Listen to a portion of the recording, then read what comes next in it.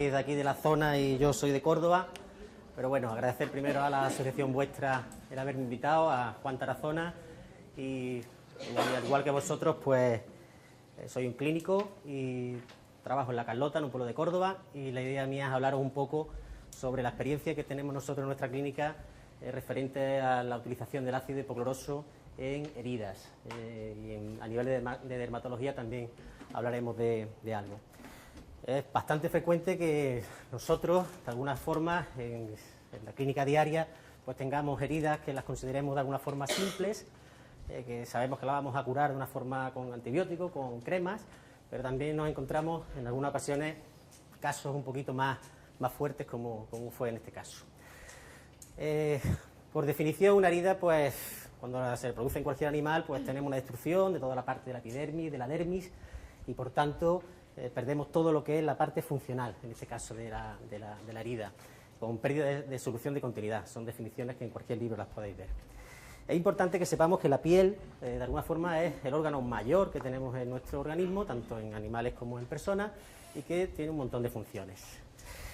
Habría que hablar un poquito de las 4 partes fundamentales que en este caso tiene la piel. Todos conocemos la epidermis, membrana basal, dermis e hipodermis, cada una con sus funciones y sus particularidades. De forma muy resumida y muy general, la idea mía es explicaros que bueno, la epidermis es la capa más superficial, compuesta generalmente por 2 o 5 capas de células, tanto en perro como en gato, y con 4 tipos de células, que muchos de vosotros sabéis cuáles son sus funciones: los queratinocitos de protección, las células de Langerhans como presentador de antígenos, los melanocitos por el tema de la coloración, y las células de Merkel, pues muy implicadas en el tema de los folículos pilosos y de las glándulas sebáceas. Igualmente, la capa más superficial de todas es la epidermis. Voy a intentar un poco rápido. El estrato córneo, granuloso, todo dependiendo de la forma en la que los queratinocitos se dispongan, tanto en forma como en uniones entre ellos. La membrana basal va justamente por debajo de la epidermis. Es importante porque después veremos su función dentro de lo que es la cicatrización. Y hay enfermedades, como son las enfermedades autoinmunes, lupus y pénfigo, que atacan exclusivamente a esta capa, que es la que une la epidermis con la dermis. La dermis es la que tiene mayor espesor dentro de la piel y formada, como bien sabéis, pues por tejido conjuntivo, vasos sanguíneos, linfáticos, nervios receptores y componentes celulares que vamos viendo poco a poco. La dermis, 2 capas más o menos bien diferenciadas, una más superficial, donde está formada por fibras de colágeno más delgadas, y fibras elásticas con una conformación más irregular. Por debajo de la superficial tenemos una dermis más profunda, donde en este caso las fibras de colágeno son más gruesas y están distribuidas más en paralelo para dar más fuerza a la dermis en este caso. Por tanto, este tejido conjuntivo, que es el que generalmente cuando se produce una herida es el primero que se va a destruir junto con la epidermis, pues tenemos que está formado por fibras de colágeno y por fibras elásticas, que entre ellas dos forman ahí un entramado donde las fibras de colágeno están rodeadas por las fibras elásticas. Además, existen unos componentes más solubles, como son los proteoglicanos y las glicoproteínas, que ahora veremos también su función. El colágeno, secretado por fibroblastos, muy resistentes, y es el mayor componente en este caso de la parte de la dermis extracelular.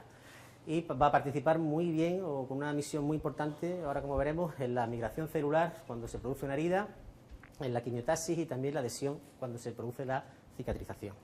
Por otra parte, las fibras elásticas están compuestas por elastina y microfibrillas proteicas que rodean unas a otras y que también le dan fuerza a lo que es toda la matriz en este caso de la dermis.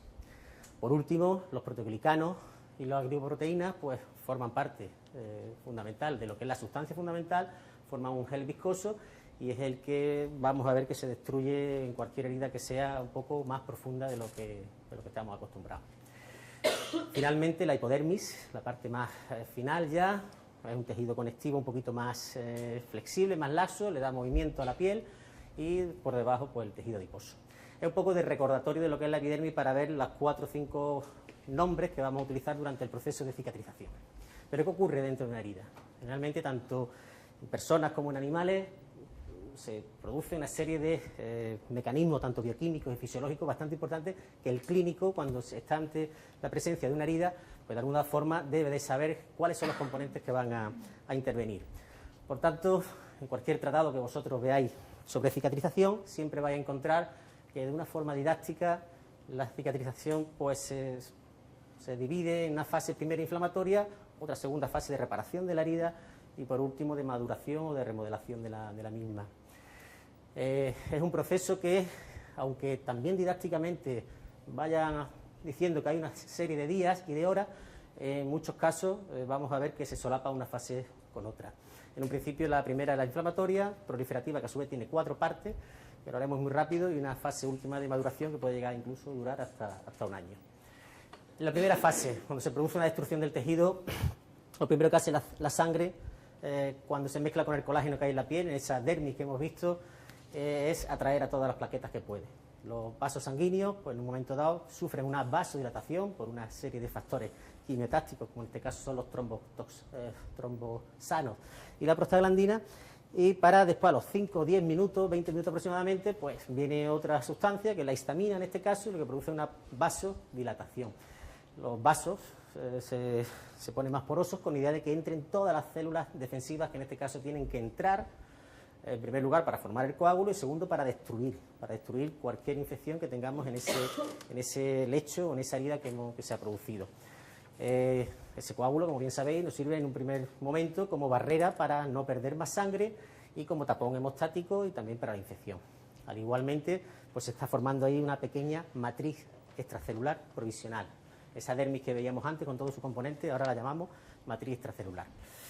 De alguna forma, los primeros agentes de nuestro sistema inmunitario que empiezan a llegar a la herida son los neutrófilos.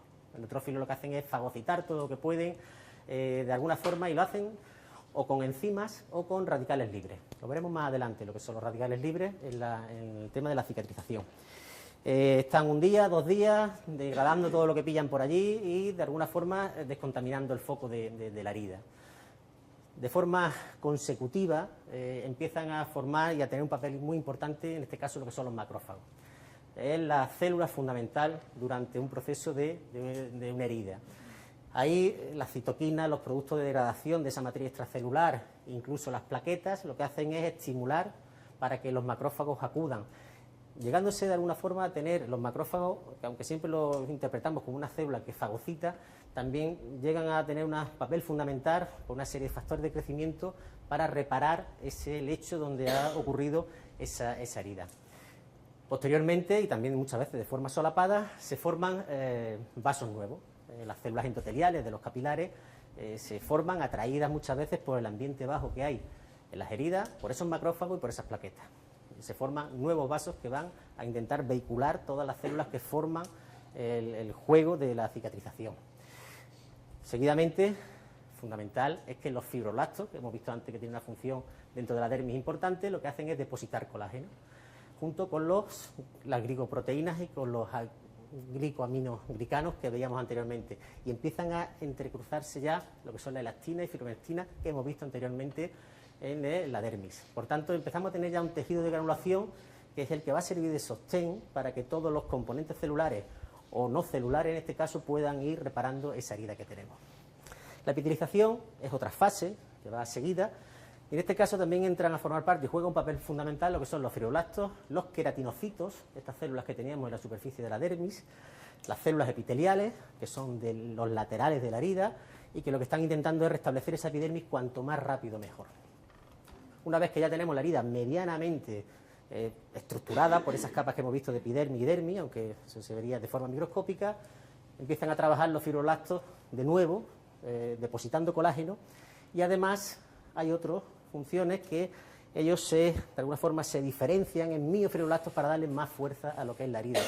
Lo que se intenta a la semana de producirse esa herida es precisamente que haya allí una sustancia lo más consistente posible para que no se siga perdiendo tejido en este caso. Por último, ya cuando tenemos una herida y queremos ver 2 semanas después de lo que ha pasado, incluso hasta un año, el colágeno que antes veíamos que era fundamental para dar sostén, en este caso a la dermis, pues empieza a pasar del colágeno tipo 3, que es el que mayoritariamente tiene la función en las primeras etapas, se convierte en colágeno tipo 1, que es mucho más duro. La fuerza de la herida, en este caso, empieza ya a ser de casi un 50% y, por tanto, las células que ya han dejado de trabajar, las plaquetas y todo, sufren apoptosis y desaparecen de lo que es el lecho de la herida. Por tanto, Nos quedaría una cicatriz y la herida pues con un color bastante más pálido al no existir tanta vascularización en ella.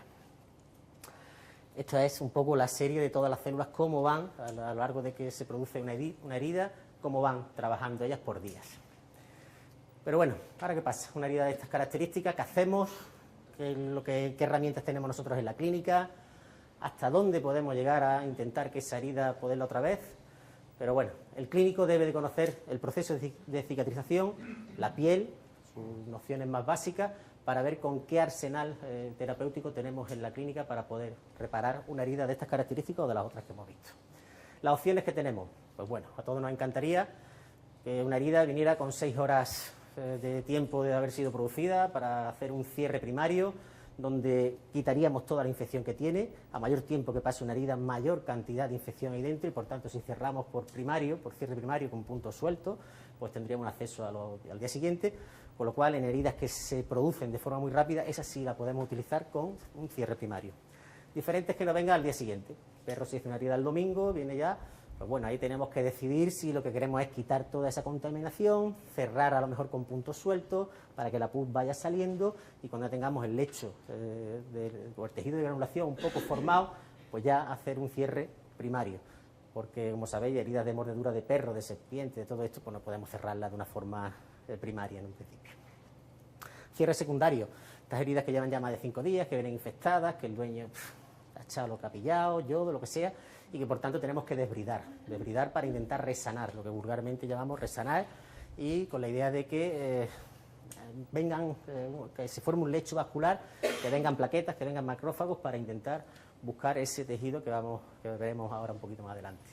Y por último, todos hemos tenido heridas que han tenido que cerrar por segunda intención, porque no hemos podido cerrarlas, porque se han abierto, porque ha habido dehiscencias, por lo que sea, hemos tenido que dejarlas y que vayan cerrando poco a poco. Hay una diferencia entre perros y gatos importante. Los perros tienen muchísima más vascularización en su piel, en todos sus estratos, epidermis, dermis e hipodermis, que los gatos. Los gatos forman bastante menos colágeno en las heridas que se tienen que cerrar por segunda intención, a diferencia de los perros. Los gatos exudan bastante menos. Los tejidos de granulación de un perro y de un gato hay diferencia, como estáis viendo ahí, de días. 19 días en gato y 8 días en perro se ve ya un tejido de granulación bastante aparente. A todos nos ha pasado de hacer una obresterectomía y ver perfectamente la herida de una gatita bien y abrir los bordes cuando le hemos quitado los puntos y se abren. Es lo que se llama la pseudocicatrización en gatos. En los gatos, generalmente, el tejido subcutáneo hay que respetarlo porque es importante a la hora de cicatrizar. No debemos quitar esa grasa en gatas que estén un poquito más obesas, porque eso nos dificulta que haya una buena cicatrización y, por tanto, nos conllevaría a tener una pseudocicatrización. Y, por último, el ritmo en que se cierran las heridas en gatos, lo habréis comprobado alguna vez, tardan muchísimo más que en los perros. Son ideas así por encima. Pero nuestro objetivo, cuando tenemos una herida, sea como sea y en la zona en la que sea, y decidiendo o teniendo ya en cuenta el tipo de cierre que vamos a hacer, es conseguir un lecho de granulación o un tejido de granulación tal como este, que esté limpio, que no esté contaminado, que esté rojo. Eso nos está indicando que hay una buena vascularización y por tanto hay una gran cantidad de plaquetas y a su vez macrófagos, y que esté libre de infección. Tipos como este. Tenemos que intentar, sean por segunda intención, sean dehiscencias, sean heridas de las que sean, o incluso cierres quirúrgicos, debemos intentar que estén limpios, que no haya infección. Winter, ya en el año 62, hablaba de que las heridas que estaban dentro de un ambiente húmedo cicatrizaban muchísimo mejor que las que estaban en un ambiente seco, y eso nosotros también lo sabemos, que tenemos que, de alguna forma, hidratar las heridas para que cierren mucho mejor. Por las causas que estáis viendo ahí, o los conceptos que favorece la producción, crecimiento, migración celular. Cuanto más mojadita, entre comillas, esté la herida, mucho más rápido se va a cicatrizar, menor tasa de infección y disminución de la necrosis por sequedad de las heridas. No nos conviene tampoco dejar costras mucho tiempo encima de esas heridas. Por tanto, en líneas generales y como un manejo básico, podemos decir que tenemos que intentar que no se contamine la herida, lo podemos desbridar, proporcionar un tejido de granulación sano es nuestro principal objetivo, y después proteger la herida o no, dependiendo del sitio donde se haya producido esta.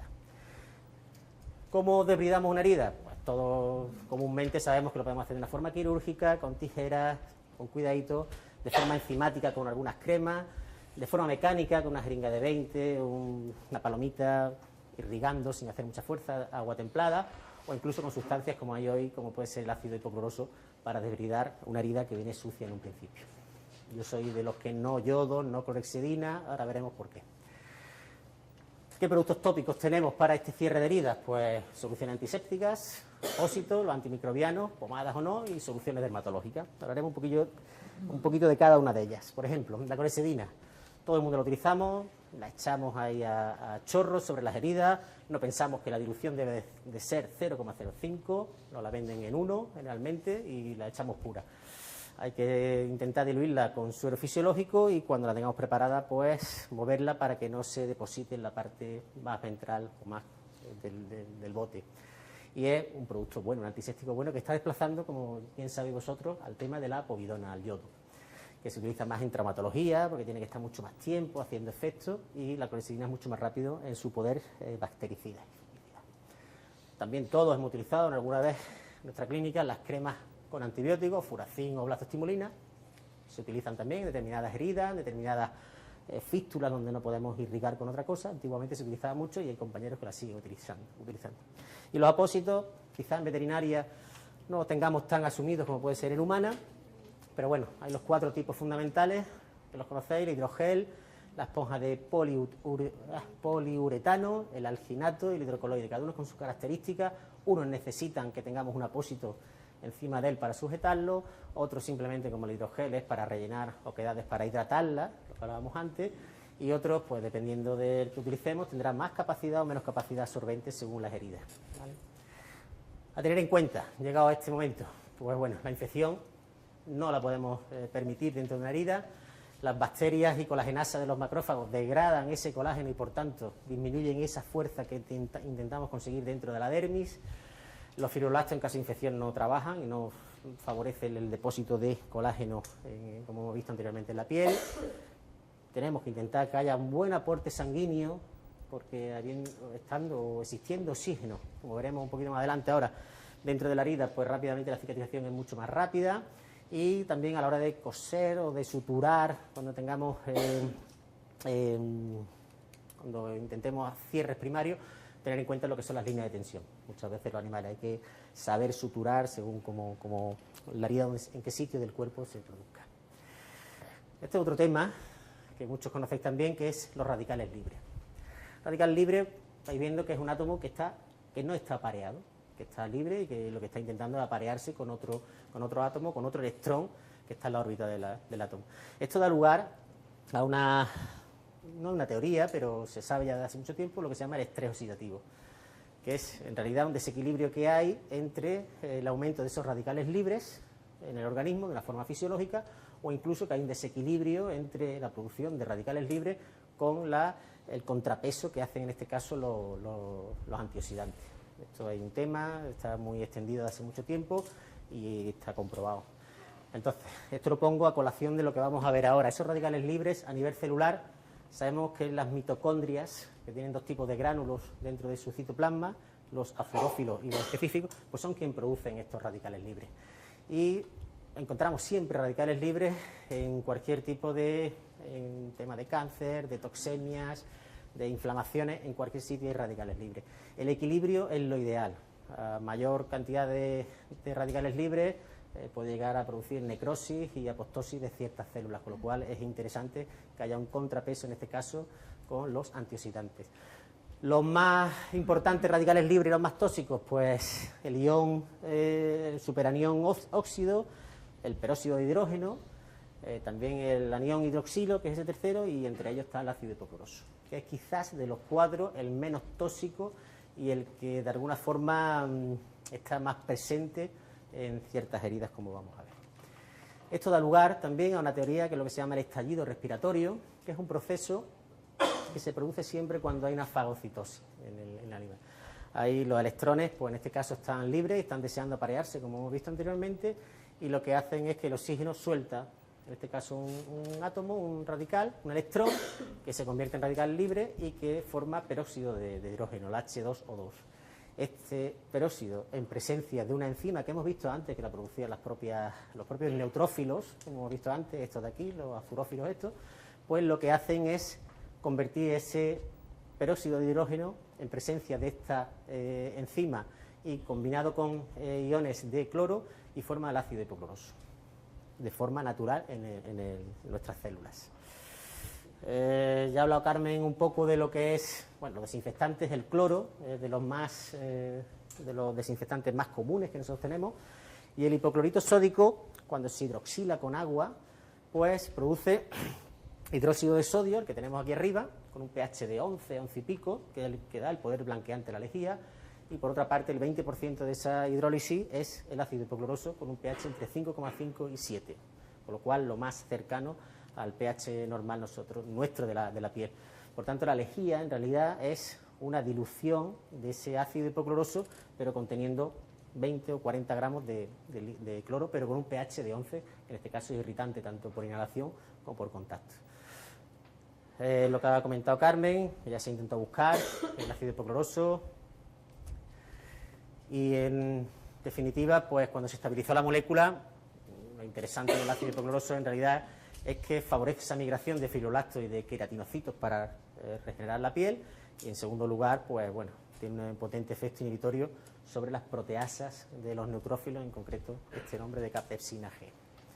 Este se comercializa en España y bueno, y la idea es hablar un poco de los casos clínicos y de la experiencia que tenemos nosotros con el ácido hipocloroso. Intento ir un poco rápido con idea de después las preguntas y eso.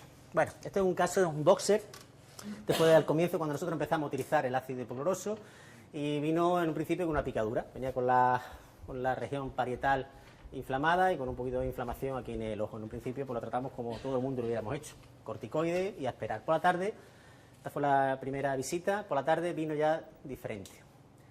Hasta tal punto que 24 horas después encontramos que tenía una necrosis de la piel, la parte lateral del párpado, en este caso izquierdo, y a su vez tenía una inflamación que se le había abierto la piel, no llegaba a abrir, pero supuraba por la parte del cuello. De hecho, hospitalizamos y empezamos a tratarlo con meloxicam, a la dosis que ahí veis, con amoxicilina, y empezamos esa piel a curarla o a irrigarla con suero fisiológico atemperado, calentito de alguna forma, y cuando secábamos con ácido hipocloroso en forma de líquido. En ese caso no existía todavía la forma de hidrogel. Ahí vamos viendo la evolución que tuvo. Las 48 horas animal le tuvimos que poner un drenaje, que lo veis allí amarillito en la parte del cuello, y en la parte lateral se iba rompiendo de alguna forma la piel. De hecho, el animal no comía, estaba apático, y lo vimos así. Llegamos a verlo de esta forma, que parecía más un mastín quizás que un boxer, ¿vale? Sospechábamos, vivía en el campo, sospechábamos de algún tipo de araña, algún tipo de insecto, bueno, no sabíamos tampoco.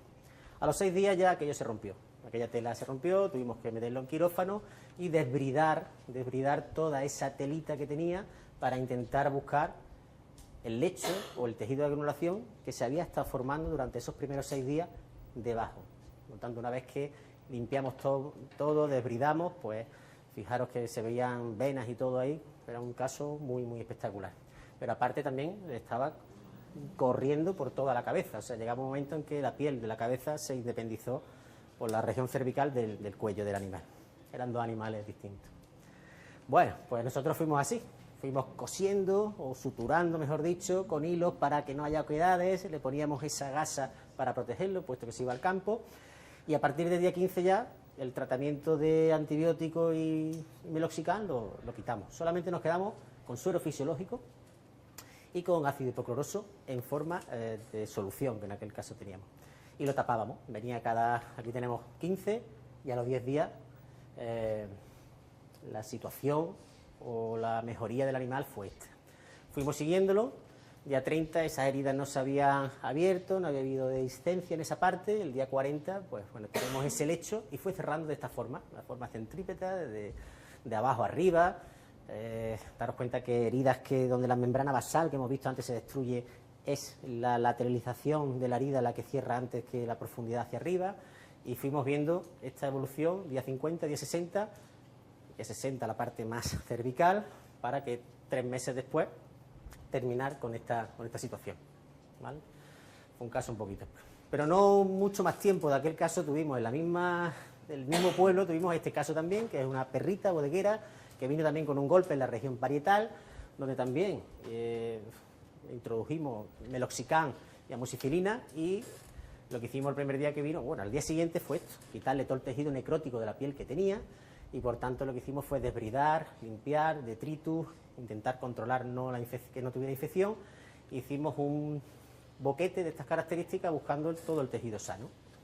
El propietario hablaba de la posibilidad de que se le hubiese caído un golpe, un palet, una pajarera, algo encima, y que le produjo ese traumatismo. Lo tapamos de esta forma, aquí sí podíamos tapar, no utilizamos apósitos, y lo que hicimos fue una gasita donde el dueño irrigaba 3 veces al día con el ácido hipocloroso en forma de solución, el líquido, de forma que la herida estuviese siempre lo más húmeda posible. El día 3, cuando destapamos, teníamos esa situación. Día 5 ya le veíamos otro color a esta herida, el animal con collar isabelino, evidentemente, y el día 7 ya teníamos esa situación en la cual, pues bueno, no teníamos detritus, lo teníamos limpito.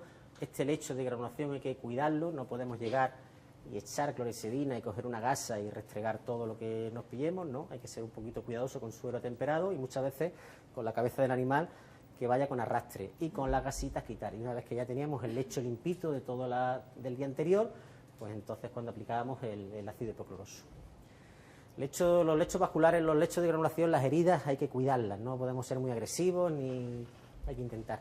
Y hay que taparlas o no dependiendo del criterio que vosotros sigáis y en donde la herida esté situada. El día 10 ya estábamos unos cuantos días sin antibióticos, y esa fue la evolución al día 14 de eso. 4 meses después vino a vacunar y ya la vimos así, y 7 meses después pues se le quedó esa magnífica cicatriz que, bueno, poco era para lo que tenía. Este tercer caso es de León. Este es un samoyedo que estaba tratándose frente a la leishmania, con un producto que todos tenéis el nombre, lo conocéis. Lo pinchaba el dueño y vino con una herida ahí que supurando. Bueno, le dimos amoxicilina y meloxicam durante los 5 primeros días, y en este caso quirúrgicamente tuvimos que hacer todo esto. Abrimos, limpiamos y tuvimos que quitar un trozo de piel precisamente para ver qué daño tenía debajo de la piel y hasta dónde había llegado. Esta fue la evolución, y de una forma quirúrgica lo que hicimos fue llegar hasta aquí, y aquí lo que hicimos fue ya irrigar el lecho que quedaba, preparándose para un cierre primario, como íbamos a hacer por puntos sueltos. Pues lo irrigamos con ácido hipocloroso en forma de hidrogel. Es otra de las funciones, de las características, ¿no? De las te diré, aplicaciones. De las aplicaciones que nosotros hacemos antes de cerrar cualquier herida, aplicamos dentro. Lo hicimos así, y bueno, a los 5 días ya no teníamos antibióticos y se abrió un poquito, una dehiscencia de la herida. Lo dejamos que fuera cerrando por segunda intención, teniendo en cuenta toda la pus que habíamos visto anteriormente, solamente con una cobertura de 5 días de antibióticos. Y esta fue la evolución a los 10 días post cirugía, y a los 10 días viene esta a los 17. O sea, la herida prácticamente cerrada, con lo cual, pues del día 0, que teníamos una situación un poquito fea, a la situación del día 17, que es bastante buena. Otro caso que tenemos aquí también muy dramático para él fue un Yorkshire que, bueno, le pegaron un bocado y una abulsión ahí de la piel. También utilizamos amoxicilina, meloxicam y el belericil, el ácido hipocloroso, antes del cierre.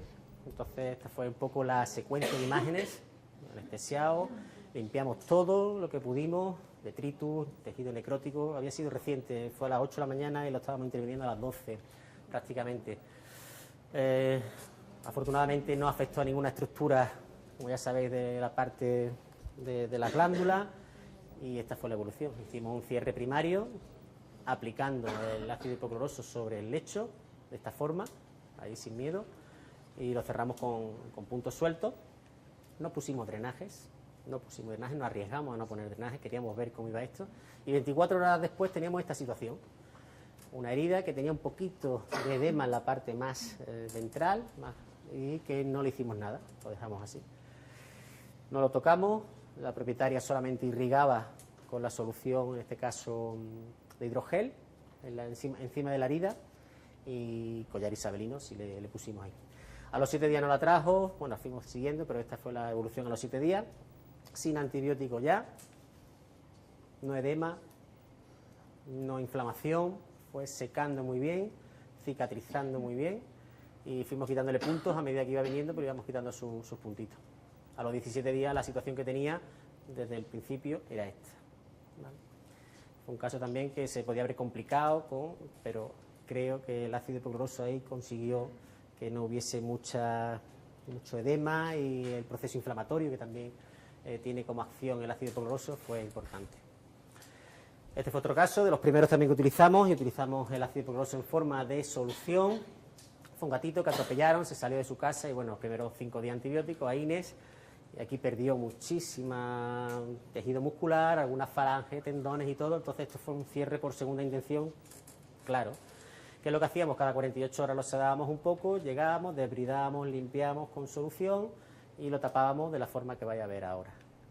Le poníamos una gasita de ese tipo y la dueña le ponía un calcetín encima. Entonces cada 2 días nos lo traía para curarlo nosotros. Había que sedarlo, lo típico. Y la evolución fue a los 10 días, fue esta que estáis viendo. A los 12 ya íbamos viendo el tejido mucho más rojo.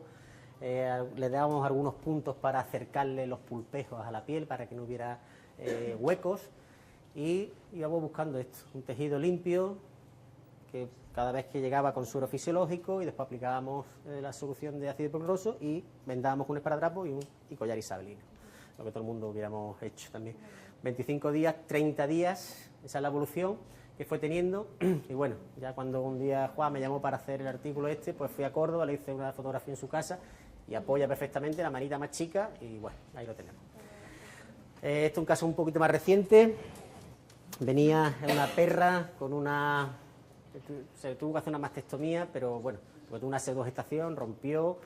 Aquello fue, el hombre a las 48 horas se dio cuenta de que tenía todas las mamas con pus, y bueno, tratamos con antibióticos, estaba en el campo, tratamos con antibióticos, meloxicam también por el dolor, y le tuvimos que hacer esto de aquí, cerrarle debajo de toda esa gran sutura está el ácido hipocloroso, y lo tuvimos que cerrar de esa forma, pero a los 7 días se abrió, no había tejido, no había suficiente, mucha tensión, y lo que hicimos fue, al día 5 era el que habéis visto, que terminábamos el antibiótico, y aquí ya fueron curas diarias con suero fisiológico atemperado y el ácido hipocloroso en forma de hidrogel aplicado sobre el mismo lecho de granulación, ¿vale?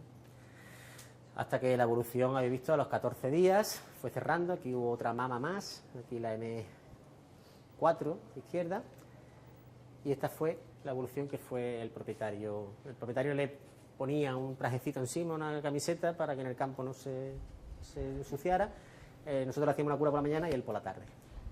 Y a los 25 días la situación de la perrita esta es esta. Actualmente tiene un círculo de 2×2 en la parte más central, a la altura de umbilical, que no se la ha terminado de cerrar, pero vamos, que lo tiene ya ahí de esa forma. Otro de los usos que nosotros le damos al ácido hipocloroso, ya quitando las heridas, son a nivel de piel. Estamos tratando últimamente lo que son las piodermas localizadas para intentar evitar la utilización masiva, como muchas veces hacemos, de antibióticos. Estamos utilizando el ácido hipocloroso en forma tópica sobre las heridas, ¿vale? En este caso fue el Ricky, un bichón que venía con esa pioderma localizada en la parte aquí delantera, y lo que hicimos fue darle oclacitinib por el prurito que traía, el collar isabelino, y el ácido hipocloroso forma tópica sobre ese hotspot, sobre esa mancha, ¿vale? La evolución que tuvo fue a los 3 días, a los 6, mucho más seca la herida. Nosotros cuando esa foto la hicimos pues la estábamos limpiando. A los 9, a los 10 días la herida fue secando, ya no tenía prurito, y a los 30 días pues teníamos esa situación, con los pelitos ya color amarillete, y bueno, decir que es un producto que para lesiones que estén, no sé por qué esto se pasa, para lesiones que estén localizadas, en vez de utilizar antibióticos a manta, pues convendría tener este producto en consideración. En cirugías que sean muy traumáticas, hablando de los drenajes, pues los fibrosarcomas vacunales, nosotros lo utilizamos antes del cierre, utilizamos el ácido hipocloroso directamente sobre el lecho y no dejamos drenaje. En los casos de los mastocitomas pasa igual, cuando quitamos algún mastocitoma, en esa herida que queda, irrigamos perfectamente todo el lecho antes de proceder al cierre ese primario, y lo utilizamos sobre la propia herida. Esta es la evolución de él, a 24 a 48 horas. Y bueno, no sé por qué esto se pasa, pero bueno. Y en lesiones por procesionaria, este también fue un caso muy espectacular, donde el día 1 vino de esta forma, como estáis viendo. Y lo que hicimos fue aplicar pusimos corticoides los 2 primeros días, quiero recordar. Y utilizamos aquí el hidrogel directamente sobre la mucosa. Fijaros la boca, que es espectacular. Fuimos fotografiando, esta la hicimos con el móvil y bueno. Y el día 2, día 3, como va de alguna forma regenerándose las partes más apicales de la lengua, para el día 4 llegar a esta situación. El animal actualmente tiene movilidad en la lengua, bebe bien, come bien, y se le ha quedado pues, de esa forma.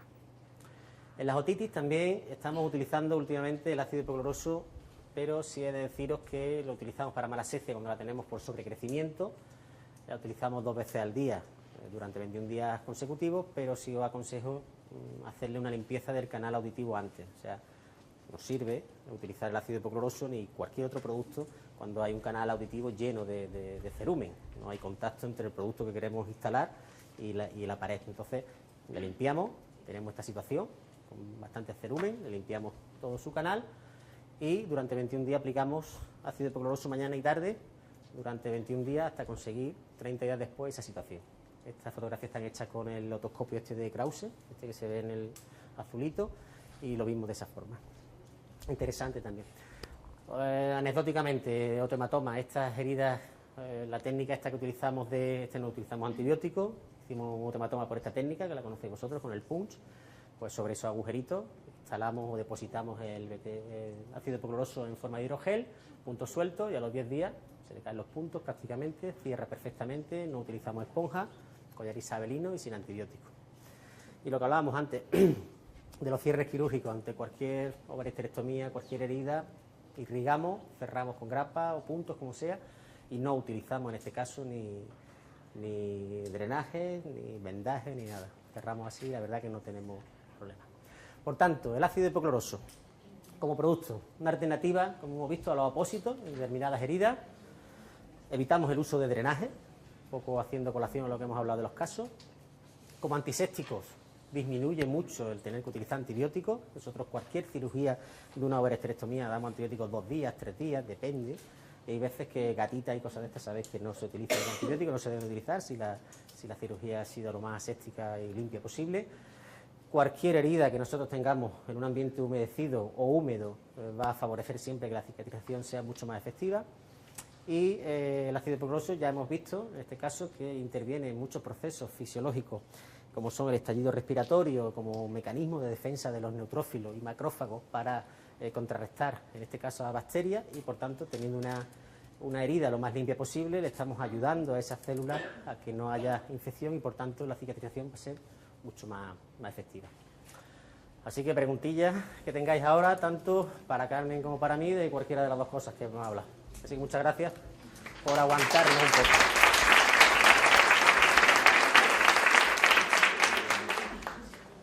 He ido rápido, pero... Carmen, tú dirás, estás en tu casa.